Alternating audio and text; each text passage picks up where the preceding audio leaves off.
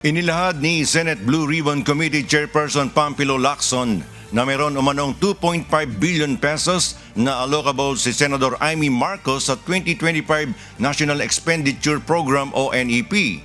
Ito ay sa gitna ng pagtuligsa ng Presidential Sister sa naisabatas na 2026 National Budget na pork barrel o mga pondo para sa mga lokal na proyekto na kadalasan ay ginagamit para makakuha ng boto at suporta.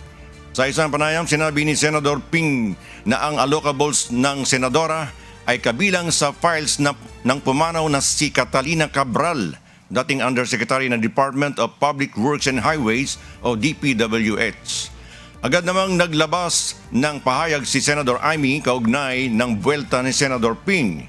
Buwelta ng senadora, nakakatawa siya dahil hindi niya alam na lahat aniya ay wishlist na ibinigay sa DPWH Central Office.